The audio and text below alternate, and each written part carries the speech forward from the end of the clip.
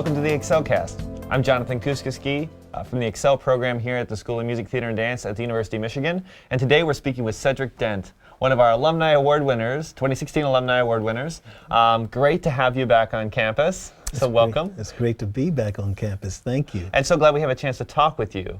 Cedric is a founding member of Take 6, which is an a cappella gospel music sextet. In fact, has won the most amount of Grammy Awards for a group of its kind, if that's correct. 10 Grammy Awards? 10 Grammy Awards, over close to 25 nominations, Grammy nominations as well. Unbelievable. And in addition to this, worldwide career performing and touring with Take 6, also, of course, arranging and other roles that you filled with the group. Sure. You're also a professor. 5 years ago, you left Take 6, and now you are a professor at Middle Tennessee State University. But in fact, throughout your career, you've actually had a very interesting balance that you've negotiated between your interests within academia and your touring life as a performer. So it's so great to have you here to talk with us today. And we're going to sort of explore this idea of the portfolio career mindset, Sure. which is something that we spoke about earlier today in a talk. But what's interesting, so we know the portfolio career is this idea that you have multiple activities in your career that maybe bring different income streams in, but also provide satisfaction and provide outlets for your creativity. Right. But you have such an interesting sort of story within that theme. It seems like it's a great place for us to start. So let's go back to some of your early musical training in the beginning. So you're from Michigan. From Michigan, born and raised in Detroit. Great. And went to Interlochen, correct? Yeah, I did my first 2 years of high school at Cass Tech in Detroit, and then my last 2 years of high school at Interlochen Arts Academy. Great. So if you were to kind of characterize your early musical training, even before Interlochen, I mean, would you say were you growing up, as a gospel musician, or were you trained in the classical tradition? How would you characterize your first foundational music experiences?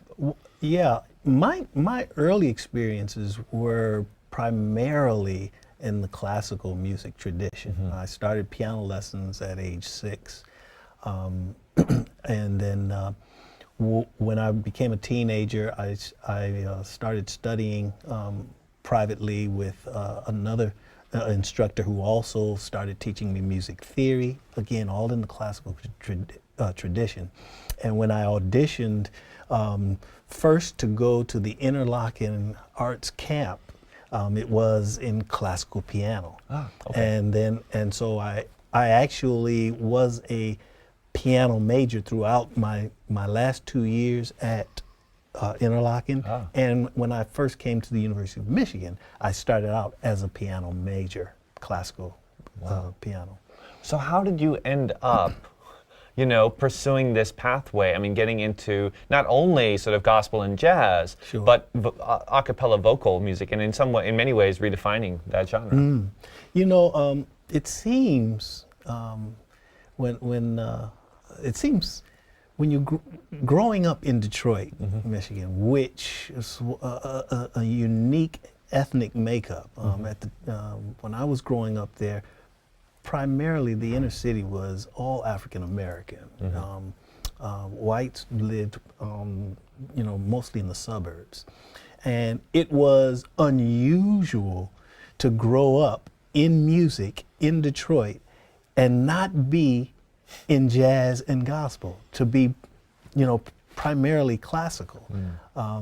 But what I'll say is, I always had a good ear. So, the danger with people who grow up classically trained is that if it's not written on the page, they can't conceive of it. But I always had a good ear, so that I could, I learned how to harmonize or reharmonize chorales and hymns and things like that early on. But that's not really, the essence of gospel music, gospel and jazz. The harmony aspect, though, sort of got me on that road, but I didn't really begin to pursue jazz and gospel until I got in college, really. Okay. And how did that come about? Was it a curricular, co-curricular thing? I mean, You many different ways. know, for me, it was meeting other students Okay. who had interest in jazz and gospel, and they started playing recordings for me. Hey, have you ever heard this? And I was like, wow, that's incredible. And there was one local Detroit local musician, gospel musician, who was really starting to make you know, a lot of waves in gospel music, by the name of Thomas Whitfield. And when I heard a recording of him, I went, whoa! It was so jazz infused. The technique that he had on piano or Hammond B3 organ was on the level of anything that I had heard in classical music, and I was immediately drawn to it. And then someone took me to a Thomas Whitfield concert, and I saw him do these things live, and it was such a unique blend of gospel, jazz, and even classical influences. I said, that's what I want to do. I want to have that kind of hybridity in what I do. Wow. And so that's where it started for me. Okay, so that's fascinating. So how did you then connect with your colleagues who would become, that your group would become Take Six? How did that come about? Well, we were part of the same church denomination, Seventh-day Adventism, and there is one school of higher learning in the United States that is Adventist, but also an HBCU, historically black college and university, and so because of that, it's kind of a nucleus for anybody that's African American and Adventist. I see. Those two things sort of come together at that school in Huntsville, Alabama. Oh. And it was called Oakwood College. It's now Oakwood University. Okay. And so I met, I would meet other young African American Adventist musicians, you know, who went to that school all the time.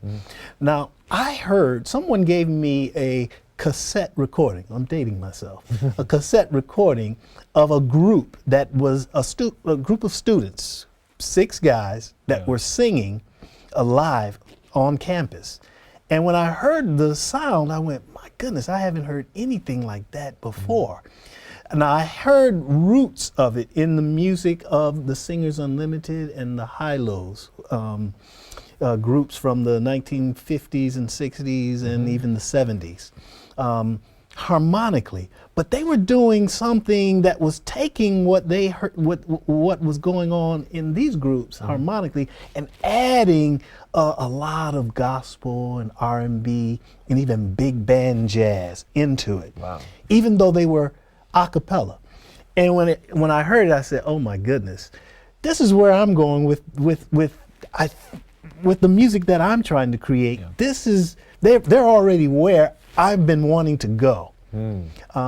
Because I had started putting together small groups, vocal groups, singing gospel in the Michigan area where I grew up. But it wasn't the harmony wasn't as advanced and progressive as what they were doing. The rhythmic intricacies wasn't where they were going. And I thought, wow, that's you know, leaps beyond where I'm going, but it's exactly where I want to go. And so I actually got a chance to meet those guys because of our shared religious faith and background. We would also oftentimes meet at religious camp meetings, youth church conferences and things. And so I made it a point to, at one of these gatherings, meet them, give them a cassette of what I was doing with my group.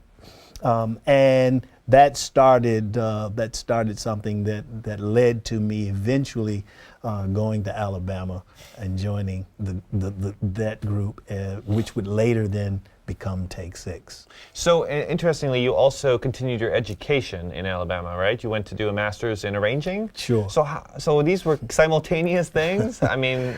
Well, for some, this might sound like, you know, I was doing things backwards, but I can remember in my senior year, the guys in this group from Oakwood College, you know, asking me to think about coming down after they listened to my music. They said, you know, you think musically like we do. We just lost some of our members who graduated and have moved on. You'd be a great addition to our group. And we're thinking about that if we get the right nucleus here, we could probably, you know, pursue this professionally. Would you think about coming down here? I thought, well, okay, I'm graduating from college. I'm just gonna leave Michigan, go to Alabama. How am I gonna, you know, I'm gonna survive down there financially. I'm gonna live. And they say, yeah, we understand, we understand. So we kept talking over, you know, several months really throughout our senior year. And one of the guys in the group down there who was also about to graduate, we were going to graduate at the same time, called back and said, listen, I've done some investigation. I looked at a program that's about to start. This will be the first year of it at the University of Alabama in Tuscaloosa. It's a master's degree in arranging. What if you came down, since we're both graduating, we get in this master's degree program, work on arranging during the week, and then on weekends we'll drive up from Tuscaloosa up to Huntsville where the group is, and we'll rehearse and see if we can make the group thing happen. You can use school as a way to get down here. You can live off of, you know, school financial aid. I thought, well, maybe that's, okay, let's try that. He said, listen, if you're not convinced, call the guy, his name is Steve Sample, who's starting the program, the professor that's starting the program. Let him describe the program to you and see what you think. And he sold me. I called Steve Sample and he said, I've already talked to your buddy. Listen, this is a brand new degree program. I'm trying to drum up some students for this program. And if you and your buddy from Huntsville come down here, you would be the first two and the only two in this program. Wow. He said, and I'll make a promise to you to sweeten the deal, to get you to consider coming. If you guys come here, anything that you compose or arrange for any ensemble, symphony orchestra, big band, choral ensembles, small chamber groups, anything, I'll make sure that it gets performed.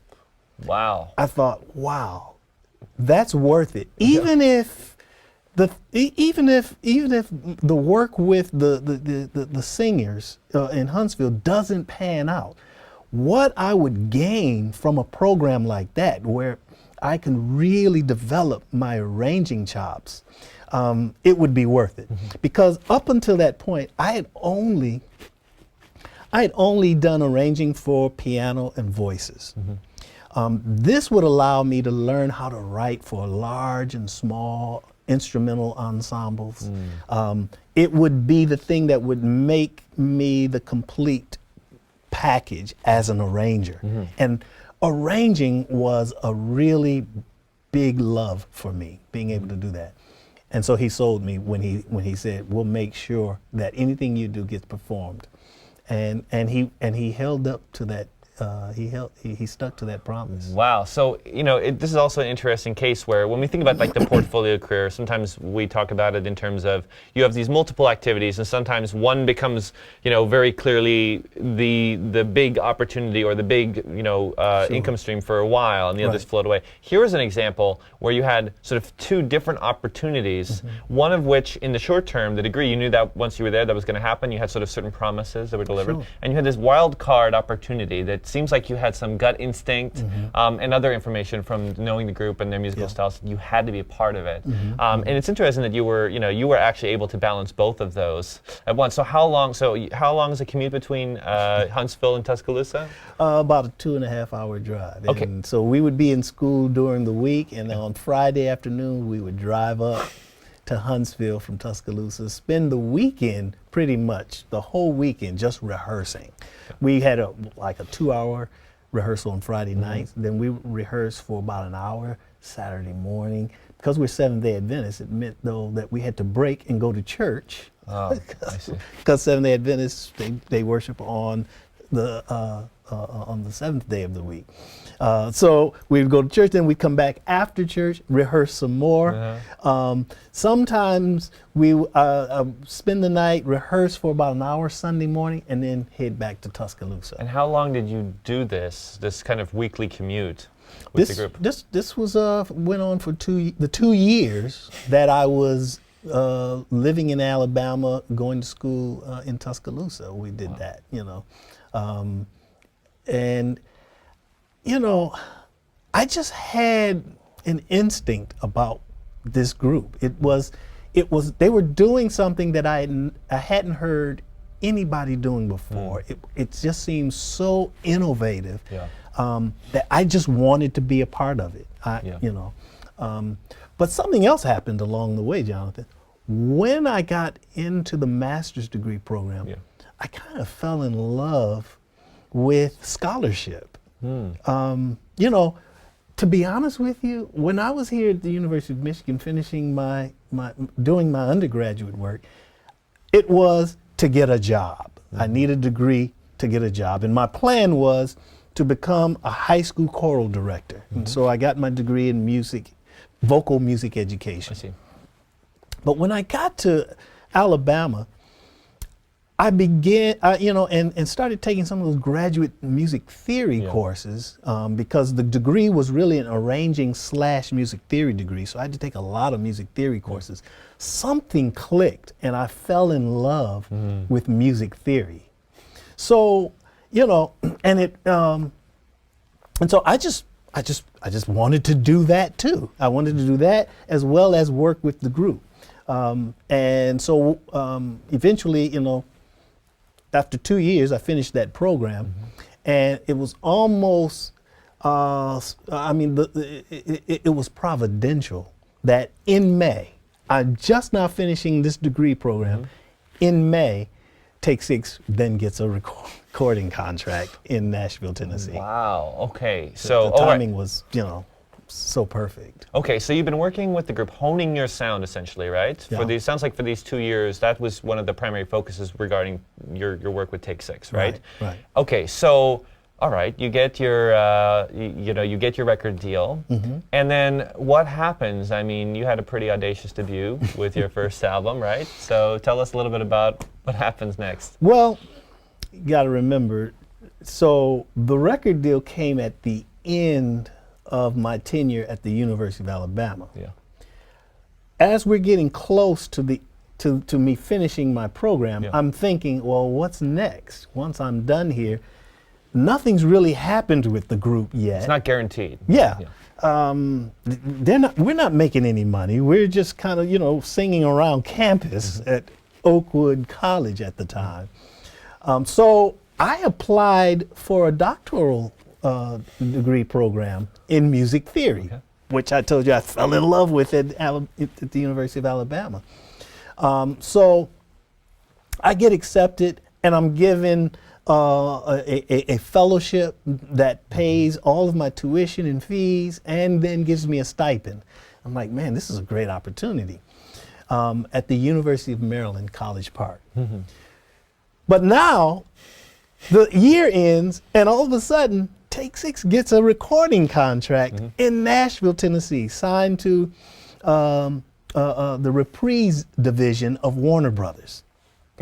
Now, that's a whole interesting story in and of itself, because Nashville at the time, all they had were country music artists. What we were doing was nowhere close to that. But I can come back and tell you that story, how we got signed to a country music division of Warner Brothers. But so I wind up saying, okay, we're going to record now during the summer. We got signed to a recording contract in May. We're going to use the summer to record the record, summer and into the fall, and then we'll release it the following spring. So I go on, though, to the University of Maryland and start courses there. And I commute back and forth between Maryland and Nashville to record this record.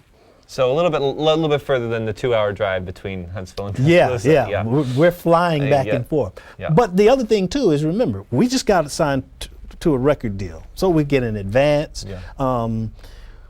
That kind of legitimized us, so that we were able to get management, professional artist management, and so. They started booking gigs for us, and so we were starting to build up enough cash that I could afford to commute, fly back and forth from Maryland to Tennessee while in school there. So what happens next is we finish this record, it gets released. The president of Warner Brothers says to us when he signed us, he said, "Listen, we'll call it a huge success if we can sell 20 units of this project." And that's what it did. We sold 20 units in the first year. But we fooled around and got nominated for 3 Grammy Awards. So that and we were invited to perform at the Grammy Awards. That's when everything changed. The publicity from performing on the Grammys and then winning 2 of the 3 awards that we were nominated for. We were nominated for Best New Artist, Best Jazz, and Best Gospel Recording. And we won Best Jazz and Best Gospel Recording. We didn't get Best New Artist. I think it was Tracy Chapman that won Best New Artist that year. So it was 1989, I think it was. Wow. But that changed everything. Yeah. We started getting booked for major tours. Other major established artists wanted us to perform as guests on their record. I mean, everything changed for us. And within a year of winning that Grammy, that first project that we recorded was certified gold. Wow. 500,000 units sold. Wow. At that point, I said to my wife, I think we might have a career on our hands. And at that point, we decided to make Nashville the hub for the group. And so I had finished pretty much all of my coursework at the University of Maryland for my doctorate in music theory. So and I had been admitted to candidacy. But I needed to do a dissertation. I put the dissertation on hold, and my wife and I moved to Nashville. Wow. And Take 6 took off. Right. So now you're traveling all around the world. You're in these major tours, but you didn't give up your dissertation, right? I mean, you continued working towards it. So how long did it take you to finish that degree? And what were some of the challenges? I mean, there must have been many, but some of the bigger challenges you faced in doing that.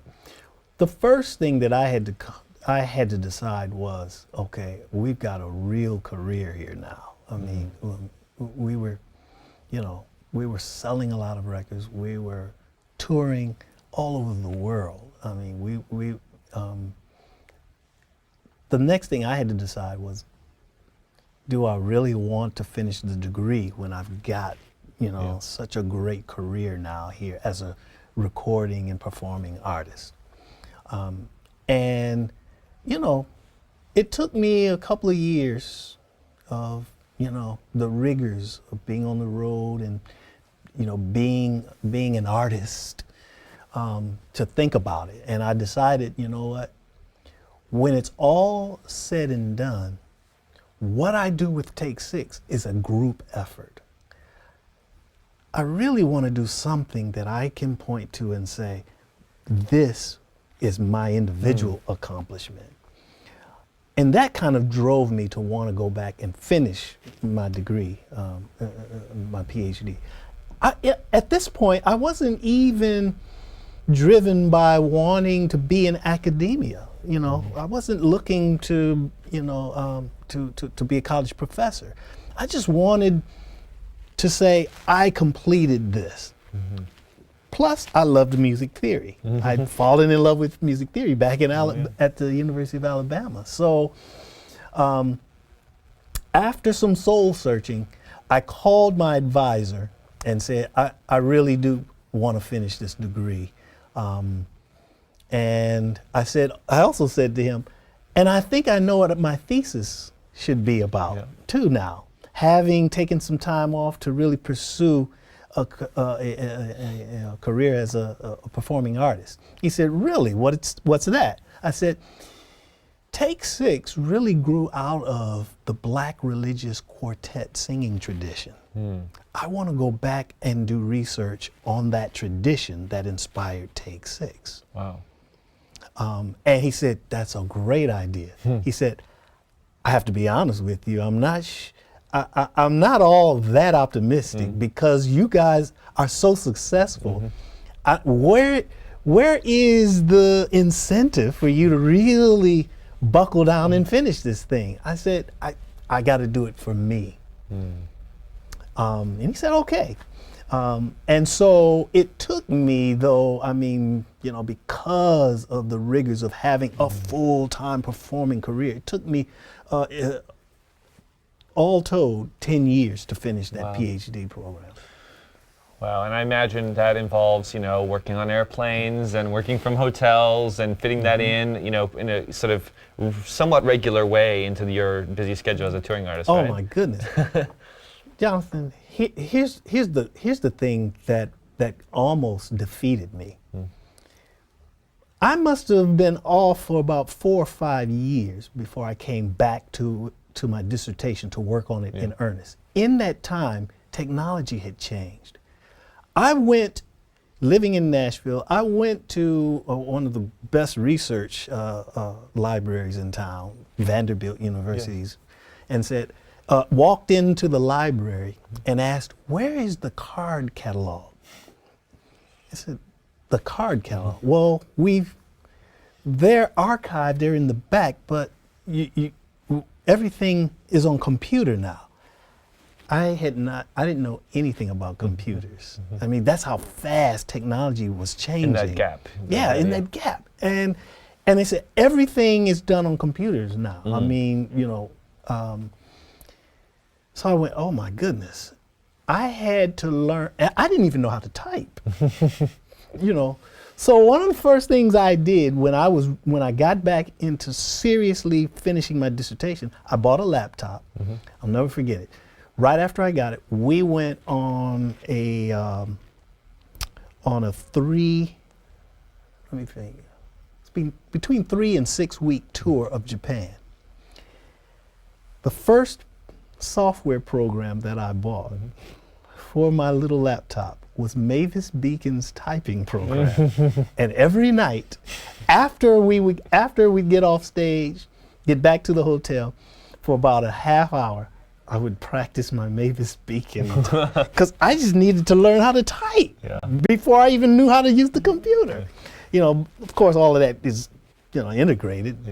By the time I got home from that tour, I was typing 20 words a minute. And I was like, I think that's fast enough. Isn't it, honey? Isn't that fast enough to do a dissertation? I mean, so, yeah, I mean, so when we talk about the challenges, you know, oh my goodness. Yeah, it were a lot of challenges. But I was determined, you know, that, you know, I said, I always in the back of my mind said, I don't know, as great as this is, I don't know that I want to do the Take Six thing. I don't know if I want to tour, you know, for the rest of my life. You know, there's going to be a time when, you know, I want to be able to step away from this. Don't know when that is. Maybe sooner, maybe later. But I want to have some other options, and I want to be able to also say, I accomplished something on my own. Yeah.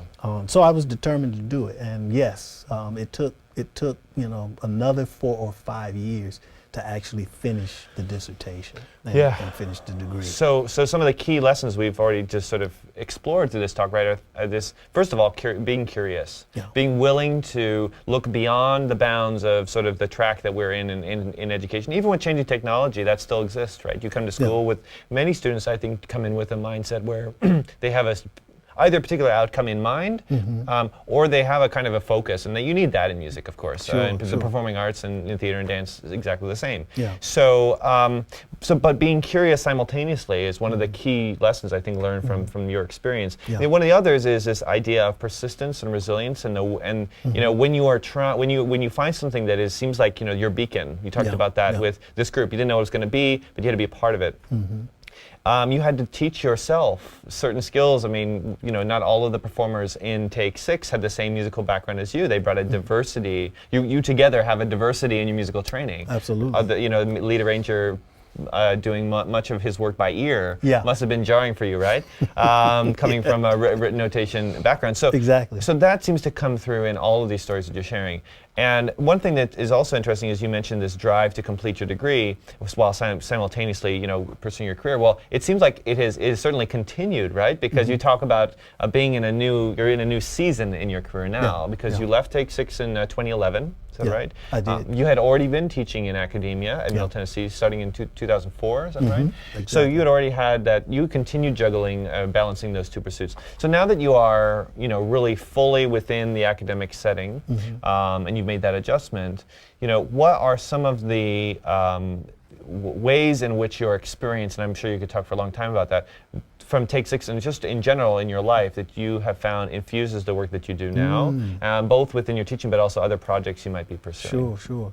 The success of Take 6, having won 10 Grammy Awards, sold, millions literally of recordings, having toured all over the world, having performed in the White House now for 5, I think, presidents. Let's see, let me count them. Both George Bushes, Bill Clinton, Barack Obama. Since I've left, they actually, like the year I retired from the group, they actually got the chance to go perform for the Obamas.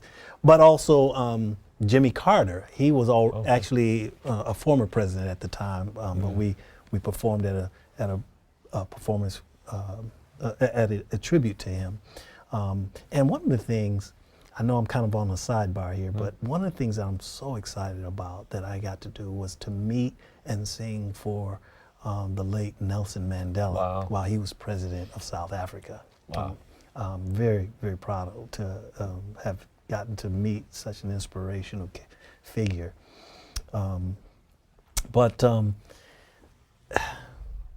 I kind of lost where I was going now with all this. Just how how you've used all this wealth of experience, how it infuses the work that you do now. Yeah. So bringing all of that experience now, I draw on my Take 6 experience all the time in my teaching now. I tell people all the time that I'm still pretty much doing the same thing. It's just that the stage is a little smaller. So very oftentimes, I will break into an impromptu performance in my class, in my History of Black Gospel Music course. So I draw on that all the time. And now, what's really exciting for me now is when I got to Middle Tennessee State University, the vocal jazz ensemble was defunct. It hadn't been offered as a course or as an ensemble for several years before I got there. The director of the School of Music came to me and said, "You think you could start this up?" And I'm like, I don't know. At first, I just felt like, man, I'm going to always be, whatever I do is going to be measured with what I do with Take 6. That's how I thought. And I said, I don't think I can get anything that's going to be on that level. Not realizing that they're two different arenas altogether, and that the purposes are different, you know, the goals are different. After several years, I finally acquiesced and decided to, you know, bring back the vocal jazz ensemble. And as you can imagine, everything that I learned and accomplished with Take Six, with being in that ensemble for between 25 and 30 years, I draw on for, you know, in teaching this ensemble. But what I also found, though, was finding singers experienced or even interested in singing in a vocal jazz ensemble was tough. Beyond that, the culture in the state of Tennessee, Middle Tennessee State University is a state institution. Over 90% of the students that come to our school come from the state of Tennessee. Even in that region of the country, there are few programs that have vocal jazz ensembles. So the students who are majoring in music, vocal music education, are not getting any pedagogy in vocal jazz. And so they're not teaching it at the high school or middle school level. They're not equipped to do it, right? Yes. So that means then kids are graduating from high school, they're coming to MTSU some of them want to be music majors, but they don't have a clue about vocal jazz or even an interest because they haven't been exposed to it. So what I learned was that a culture for vocal jazz needed to be developed. So that my mandate at MTSU had to be expanded to consider the whole region of the country where we are. I see. And so I then started visiting high school and middle schools in the area with a couple of colleagues from MTSU and presenting clinics on vocal jazz. This has been a couple of years since we started doing this, because a few years before that, I started the vocal jazz ensemble, and little by little, the interest fell off because It wasn't part of the culture. it wasn't part of the culture. And so I really felt like I hit rock bottom when one semester I only had 6 singers, and they were all female. And I thought, why can't I get some guys even interested in this, and even more girls too? You know, I mean, it was really rough for me, and I felt like I've got to do something. And I remember being in a meeting with the president of the current president of Oakwood University, the birthplace of Take Six. He was talking about his desire. He had just gotten hired there himself, and he was being quite aspirational. He was saying, what I'd love to see built here is a performing arts center as part of Oakwood University. And he wanted to sort of pick our brains, you know, because most of the guys in Take Six had graduated from there. He wanted to know what we thought, how we could perhaps contribute. And one thing he said resonated with me. He said, changing culture must be tied to expanding mission. And I thought, that's what's happening in Tennessee. That's exactly the issue. We don't have a culture of vocal jazz. The culture has to be created, but that means then that I have to expand my mission. I can't just teach the students that are at MTSU. They're not coming here to sing this style of music. The mission has to be expanded. That means I have to go to high schools and even middle schools and start introducing these concepts. But even that's not going to be enough.